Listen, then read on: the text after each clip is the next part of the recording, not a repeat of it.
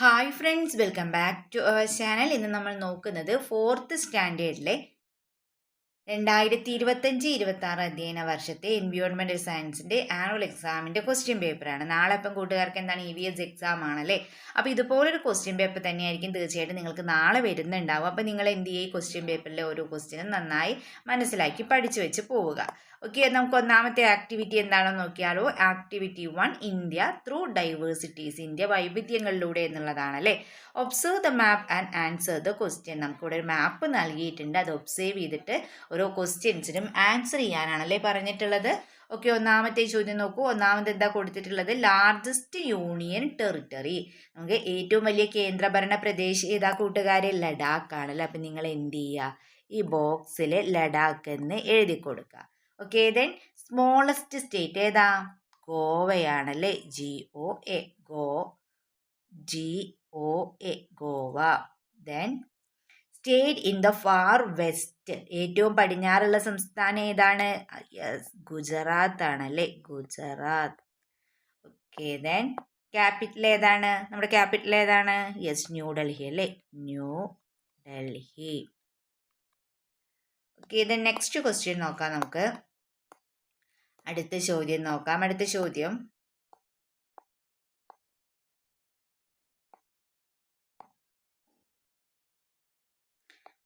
write the details of any two birds which you have observed and complete the term. Complete the given below അല്ലെ, complete the concept map given below. തന്നിട്ടുള്ള concept മാപ്പ് നമ്മളോട് complete ചെയ്യാനാണ് അല്ലേ പറഞ്ഞിട്ടുള്ളത്. Birds നൽകിയിട്ടുണ്ട്, നെയിമും നൽകിയിട്ടുണ്ട്. Birds നൽകിയിട്ടുണ്ട്, അതുപോലെ എന്ത് ചെയ്യണം, ഏതെങ്കിലും രണ്ട് പക്ഷികളുടെ എന്ത് ചെയ്യണം, നെയിമും കളറും ഫുഡും നിങ്ങൾ എഴുതണം അല്ലേ. നമുക്കിവിടെ ആരെക്കുറിച്ച് എഴുതാം? ഫസ്റ്റ് ഇതിൽ ക്രോയെ കുറിച്ച് എഴുതിയാലോ. നെയിം എന്ത് ചെയ്യാം, ക്രോ എന്ന് എഴുതി കൊടുക്കുക. ദെൻ കളർ എന്താ കൂട്ടുകാരെ? ബ്ലാക്ക് ആണല്ലേ, ബ്ലാക്ക് കളർ. നെക്സ്റ്റ് എന്താ ചോദിച്ചിട്ടുള്ളത്? ഫുഡ് ആണല്ലേ. ഫുഡ് എന്താണ്? സ്മോൾ ആനിമൽസ് എഴുതാം, അതുപോലെ തന്നെ ഗ്രെയിൻസ് എഴുതാം. അതുപോലെ പിന്നെ എന്ത് എഴുതാം? ലെഫ്റ്റ് ഓവേഴ്സ്, അതുപോലെ തന്നെ സ്മോൾ ആനിമൽസ് അല്ലേ, ചെറിയ ജീവികളൊക്കെ കഴിക്കും അല്ലേ, അപ്പോൾ അതും എഴുതാവുന്നതാണ്. ദെൻ സെക്കൻഡ് നമുക്ക് പാരറ്റിനെ കുറിച്ച് എഴുതാം. Name parrot. ദെൻ എന്ത് എഴുതണം? നിറം എന്താ കൂട്ടുകാർ? ഗ്രീൻ ആണല്ലേ. കളർ എന്താണ്? ഗ്രീൻ. ദെൻ ഫുഡ് എന്താണ്? പാരറ്റിൻ്റെ ഫ്രൂട്ട്സും സീഡ്സ് ഒക്കെയാണ് അല്ലേ. ഫ്രൂട്ട്സ്, അതുപോലെ സീഡ്സ് ഒന്നും എഴുതി കൊടുക്കുക. ഓക്കെ, നെക്സ്റ്റ് ക്വസ്റ്റ്യൻ നോക്കാം നമുക്ക്. ആക്ടിവിറ്റി 2 ഹാസ് 2 ഓപ്ഷൻസ് ഉണ്ട് അല്ലേ. 2 എയും ഉണ്ട്, 2 ബിയും ഉണ്ട്. Answer any one of them completely. Okay, നമുക്ക് ആക്ടിവിറ്റി 2A നോക്കാം. Around the sun based on the movement of the earth complete table below. അപ്പോൾ നമ്മൾ എർത്തിൻ്റെ മൂവ്മെന്റ് ആണ് അല്ലേ, എർത്തിൻ്റെ ചലനങ്ങളെ അടിസ്ഥാനമാക്കി പട്ടിക പൂർത്തീകരിക്കാനാണ് പറഞ്ഞിട്ടുള്ളത്. ഫസ്റ്റ് കൊടുത്തൊരു റെവല്യൂഷനാണ്. അപ്പോൾ ഇവിടെ എന്തായിരിക്കും കൂട്ടുകാരെ? The earth rotates on its axis. ഏതാ? റൊട്ടേഷൻ ആണ് അല്ലേ, ഭ്രമണാണ്. അപ്പോൾ ഇവിടെ എന്താ നമ്മൾ എഴുതേണ്ടത്? റൊട്ടേഷൻ. റൊട്ടേഷൻ എന്ന് എഴുതി കൊടുക്കുക. Then the earth rotates on its axis. അതിൻ്റെ അച്ചുതണ്ടിൽ സ്വയം കറങ്ങുന്നതാണ് റൊട്ടേഷൻ അഥവാ ഭ്രമണം എന്ന് പറയുന്നത് അല്ലേ. ഇനി പരിക്രമണം എന്താണ്? യെസ്, ദ എർത്ത് എന്താണ്? Revolves. Earth revolves around the sun അല്ലേ, അറൗണ്ട് ദ സൺ. എന്താണ്? ഭൂമി സൂര്യന് ചുറ്റും സഞ്ചരിക്കുന്നു. അപ്പോൾ നെക്സ്റ്റ് ബോക്സിലായിട്ട് നമുക്ക് എന്ത് എഴുതാം? ഇവിടെ നോക്കൂ, ഹെൽപ്സ് ഫോർമേഷൻ ഓഫ് സീസൺസ് അല്ലെ, ഋതുഭേദങ്ങൾ ഉണ്ടാക്കാൻ സഹായിക്കുന്നു. ഈ റൊട്ടേഷനിൽ നമുക്ക് എന്ത് എഴുതാം? രാപ്പകലുകൾ ഉണ്ടാക്കാൻ സഹായിക്കുന്നു എന്ന് എഴുതാം അല്ലേ. Helps in the formation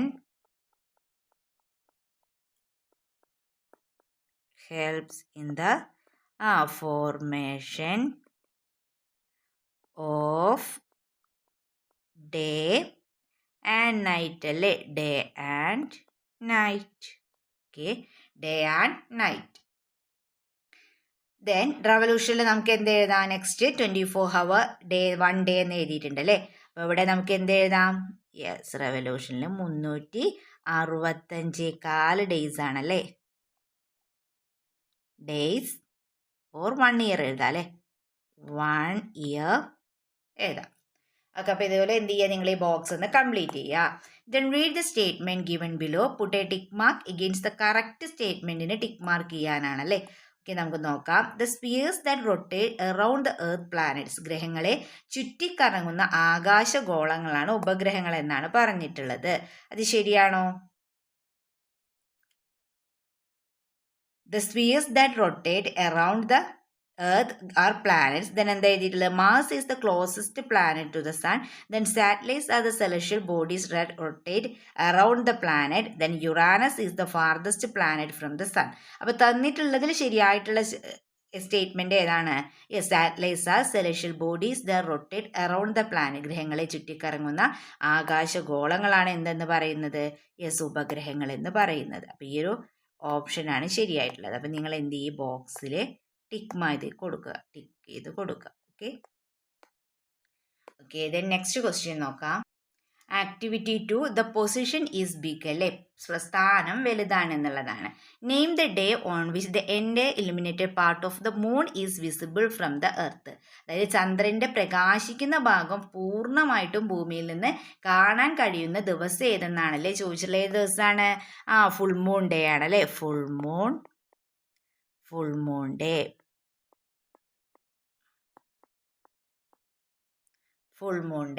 Okay, then look at the diagram showing the position of the sun, moon and the earth day of the new moon അല്ലേ. കറുത്തവാവ് ദിവസത്തെ ചിത്രത്തിൽ എന്ത് മാറ്റാണ് വരുത്തേണ്ടത്? ഇവിടെ എന്ത് മാറ്റാ കൂട്ടുകാരെ വരുത്തേണ്ടത്? ന്യൂ മൂൺ ഡേയിൽ എങ്ങനെയാണ്? Side of the moon phasing the earth should be completely dark അല്ലേ. കറുത്തവാവ് ദിവസം എന്ത് ചെയ്യും? ഭൂമിക്ക് അഭിമുഖമായി വരുന്ന ചന്ദ്രൻ്റെ ഭാഗം പൂർണ്ണമായിട്ടും ഇരുണ്ടിരിക്കുകയാണ് അല്ലേ. ഓക്കെ, അപ്പം നിങ്ങൾ എന്ത് ചെയ്ത് മാറ്റി വരച്ചു കൊടുക്കുക. Okay, then what changes do you suggest for this diagram illustrate എന്നാണ് പറഞ്ഞിട്ടുള്ളത്. അപ്പോൾ നിങ്ങൾ എന്ത് ചെയ്യും? ബോക്സിൽ അത് മാറ്റി വരച്ചു കൊടുക്കുക. Then fill up the based the calendar. January to December English calendar ആണ്. ദെൻ കൊല്ലവർഷം കാലണ്ടർ ഏതാണ്? നമുക്കറിയാം, ചിങ്ങം ടു കർക്കിടകമാണ് അല്ലേ.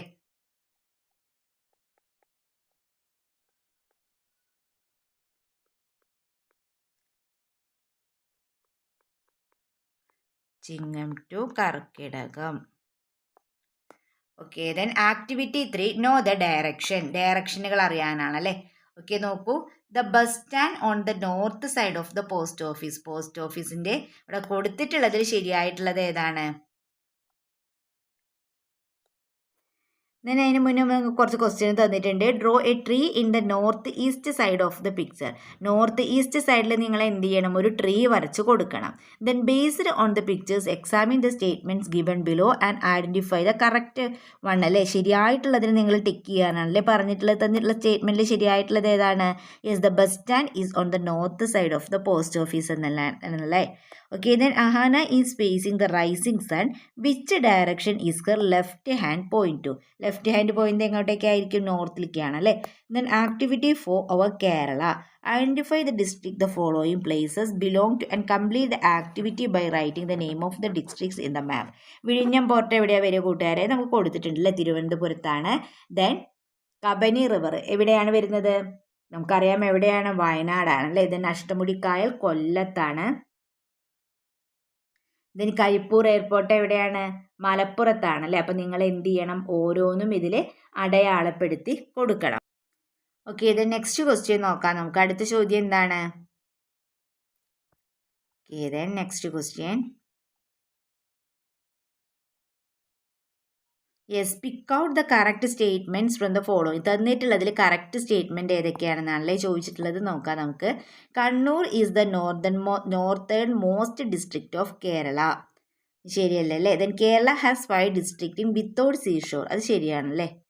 Then there are 34 rivers in Kerala. അത് തെറ്റാണ്, 44 അല്ലേ. Then the Arabian is located in the northern side of Kerala. ഈ ക്വസ്റ്റ്യൻ നോക്കൂ.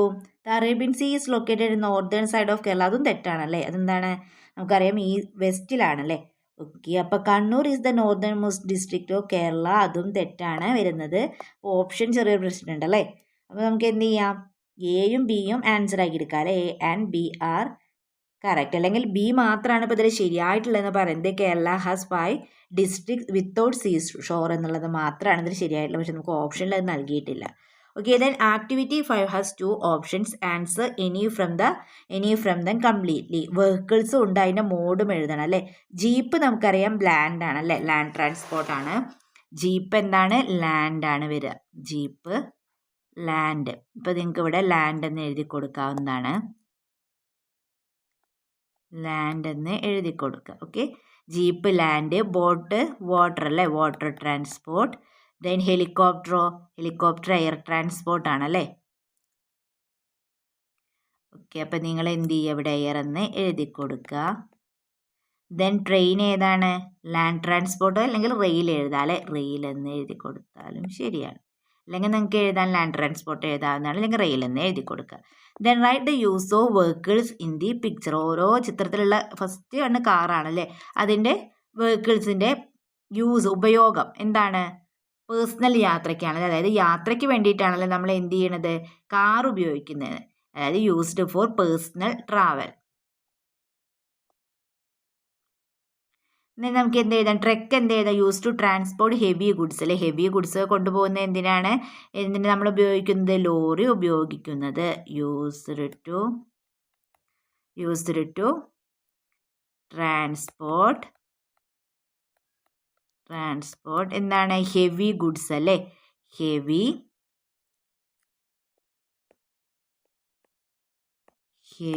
ഗുഡ്സ് എന്ന് എഴുതി കൊടുക്കുക. ദെൻ ആംബുലൻസ് എന്തിനാണ്, used to carry patient to the hospital emergencies അല്ലേ. Used to carry patients to the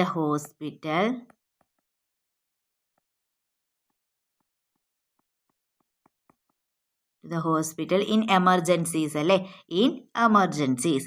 then train എന്താണ്, യൂസ്ഡ് ഫോർ ലോങ് ഡിസ്റ്റൻസ് ട്രാവലിന് വേണ്ടിയിട്ടാണല്ലേ, അതുപോലെ തന്നെ ഗുഡ്സ് കൊണ്ടുപോകുന്നതിന് ഉപയോഗിക്കുന്നുണ്ട് അല്ലേ. അപ്പോൾ used for long distance travel and carrying goods for many people അല്ലേ. ഓക്കെ, അത് നമുക്ക് എഴുതാവുന്നതാണ്. ഓക്കെ, ദ നെക്സ്റ്റ് ക്വസ്റ്റ്യൻ നോക്കാം നമുക്ക്. അടുത്ത ചോദ്യം എന്താണ്, find out the vehicle in which more people can travel at a time. ഏതാണ്, ട്രെയിൻ ആണല്ലേ,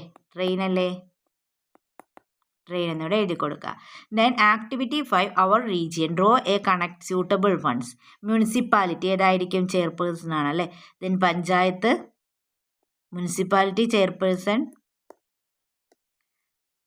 panchayat president, municipal corporation mayor. Then put tick mark against a suitable answer.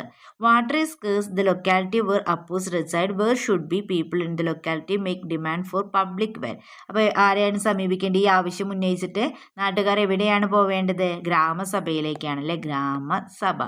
Then write down the panchayat or municipality corporation when your school is located. നിങ്ങളുടെ school സ്ഥിതി ചെയ്യുന്ന പഞ്ചായത്തിലാണെങ്കിൽ നിങ്ങൾ എന്ത് ചെയ്യുക, പഞ്ചായത്ത് ഏതാണെന്ന് എഴുതുക. ഇനി മുനിസിപ്പാലിറ്റിയിലാണെങ്കിൽ നിങ്ങൾ എന്ത് ചെയ്യുക, മുനിസിപ്പാലിറ്റി എഴുതുക. കോർപ്പറേഷനിലാണെങ്കിൽ കോർപ്പറേഷൻ ഏതാണ് എഴുതുക. ഓക്കെ, അപ്പോൾ ഇത്രയുമായിരുന്നല്ലേ ക്വസ്റ്റ്യൻ പേപ്പറിൽ ഉണ്ടായിരുന്ന ക്വസ്റ്റ്യൻസ്. എങ്ങനെയുണ്ടായിരുന്നത്, എളുപ്പമുള്ളൊരു ക്വസ്റ്റ്യൻ പേപ്പർ ആയിരുന്നല്ലേ. അപ്പോൾ ഇതുപോലൊരു ക്വസ്റ്റ്യൻ പേപ്പർ തന്നെയായിരിക്കും നിങ്ങൾക്ക് നാളെ എക്സാമിന് വരുന്നുണ്ടാവുക. അപ്പോൾ നിങ്ങൾ എന്ത് ചെയ്യുക, എല്ലാ ക്വസ്റ്റ്യൻസും നന്നായി വായിച്ച് മനസ്സിലാക്കി പോവുക. ഓക്കെ കൂട്ടുകാരെ, അപ്പോൾ നിങ്ങൾക്ക് ഈ വീഡിയോ യൂസ്ഫുൾ ആയി തോന്നുകയാണെങ്കിൽ തീർച്ചയായും ലൈക്ക് ചെയ്യുക, കമൻറ്റ് ചെയ്യുക. ഓക്കെ, നമുക്ക് മറ്റൊരു വീഡിയോയുമായി വീണ്ടും കണ്ടുമുട്ടാം. Okay, by.